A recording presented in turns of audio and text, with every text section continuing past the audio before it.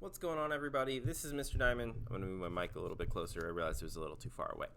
But this is just going to be a really quick video for the Friday of this week. I know you guys just took your test, so I didn't want to do something that was going to take a whole lot of time and have a whole lot of effort. But there is something kind of easy that you can work on, and it's good to get a head start on. And that's going to be for this section of Chapter 2, Alkanes and IUPAC. IUPAC is the name for the board that basically governs how we name organic molecules. We're not going to really get into any notes about that stuff specifically yet, but I want to talk about functional groups. You will probably want to write these notes down. Don't worry, it's like this slide and then one other thing after it. But when you hear the term functional, you probably think like has some sort of purpose.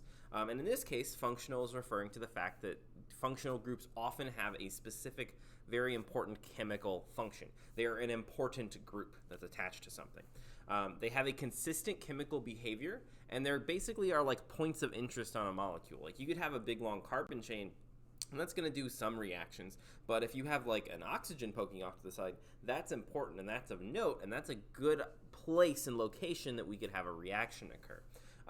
For now, I just want you to work on memorizing their names and their general structures.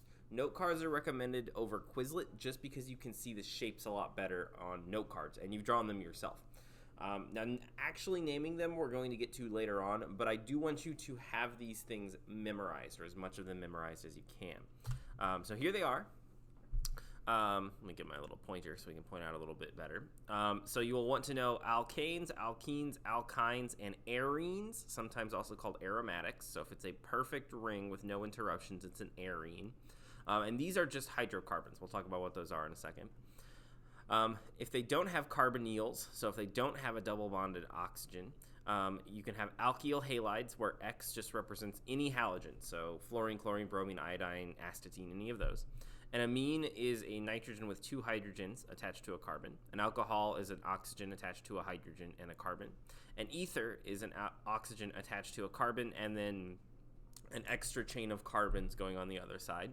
A thiol is a sulfur attached to a carbon and a hydrogen, and a nitrile is a carbon single bonded to another carbon and then triple bonded to a nitrogen. You can't really see it there, but it would be triple bonded. And then there are ones that involve double bonded oxygens. There's aldehydes, which are at the end of a carbon chain, so it's a carbon double bonded to an oxygen bonded to a hydrogen. That whole piece right there is an aldehyde. If that hydrogen is instead another carbon, that's a ketone. If that is instead of being a carbon, it's another halogen. That's an acid halide, or an acid halide. Has to be acid halide. Sorry. This one, if it's a nitrogen with two hydrogens instead, that is an amide. Notice this was an amine, and this is an amide or an amide. And then this one, if it's an alcohol group, this alcohol group down here, we call that a carboxylic acid.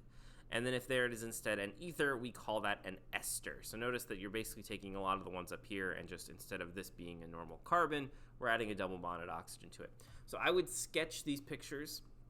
I would also sketch them in a little bit more detail. So like I mentioned, I would actually sketch that this nitrogen has the two hydrogens bonded to it and then a pair of dots. This alcohol has two pairs of dots in that, and just kind of have them expanded out. So if you see a condensed version, you know what's supposed to be represented there. Most importantly is the fact that this carbon is triple bonded to a nitrogen to be considered a nitrile group.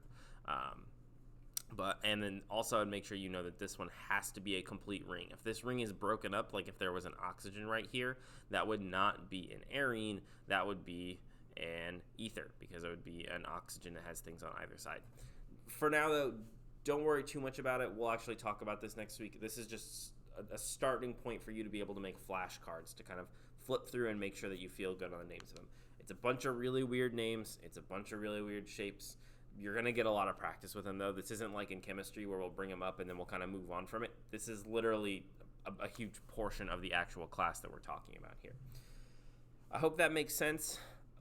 Remember, we're just going to talk about it more in class on Monday and Tuesday. There's going to be more videos for it. So for now, again, just do the note cards. Start kind of running over them if you have any free time. This is Mr. Diamond signing off. Hope you guys have a great weekend. Hope you guys didn't stress out too much about the test.